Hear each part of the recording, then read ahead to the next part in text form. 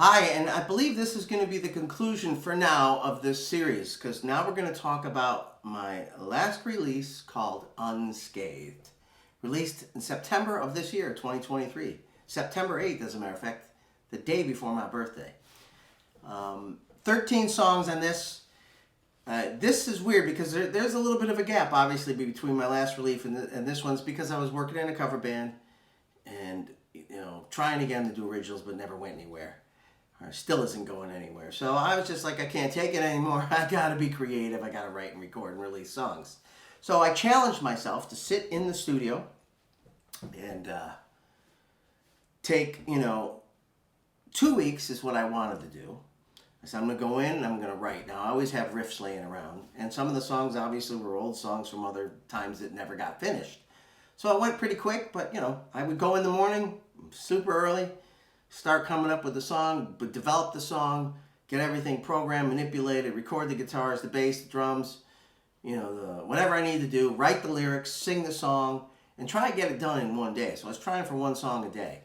And so 13 songs, 2 weeks. I had a little family thing I had to take care of, so it kind of pushed it back a few more days.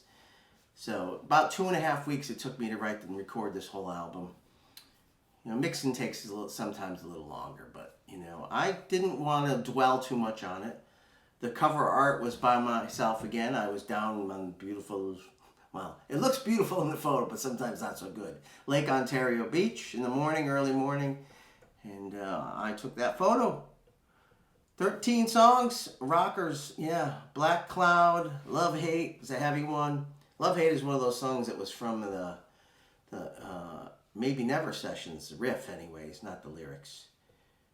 And I think there's maybe one more on here too. I don't know. Anyways, go check it out when you can.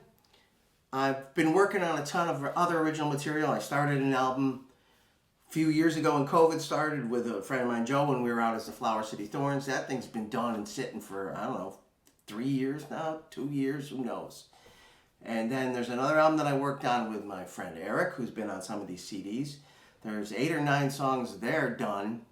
And I wanted to put a couple more, but it was just taking too long. So I moved on and started doing Unscathed.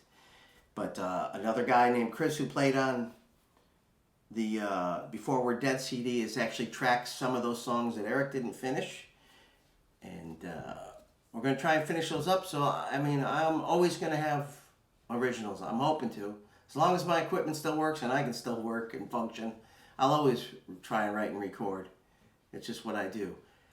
So for right now, that's the end of this, and I hope you enjoyed this. I would say comment and like and subscribe and do all that stuff, but I've told you enough times, and there's also going to be something somewhere right here telling you to do the same thing, because it's not just about this, it's about everything else that I've done musically.